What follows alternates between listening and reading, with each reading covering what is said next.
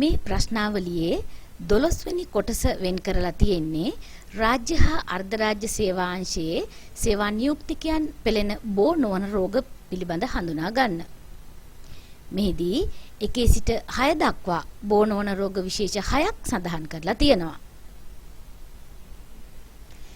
දියවැඩියා රෝගය සඳහා කේතාංකය අංක 1, අධි රුධිර පීඩනය සඳහා කේතාංකය අංක 2, වකුගඩු රෝග සඳහා කේතාංකය අංක 3, ඇදුම රෝග සඳහා අංක 4 කේතාංකය, පිළිකා රෝග සඳහා කේතාංකය අංක 5 සහ හෘද රෝග සඳහා කේතාංකය අංක 6.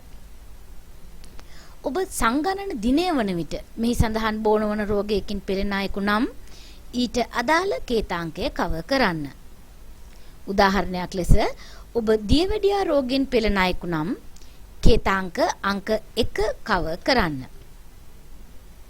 ඒ වගේම ඔබ මෙහි සඳහන් බෝනවන රෝග එකකට වඩා වැඩි ගණනකින් පෙළෙන අයෙකු නම් ඔබ එසේ පෙළෙනු ලබන බෝනවන රෝගවලට අදාළ කේතාංක කවර් කළ යුතු වෙනවා.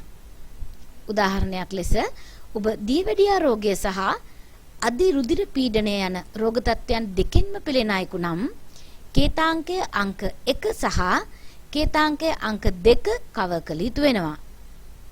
මේ නිසා මේ ප්‍රශ්නාවලියේ 12 වෙනි කොටස සඳහා කේතාංක 1කට වඩා වැඩි ගණනක් කවර් විය හැකියි. මේදී තවත් වැදගත් කරුණක් තිබෙනවා.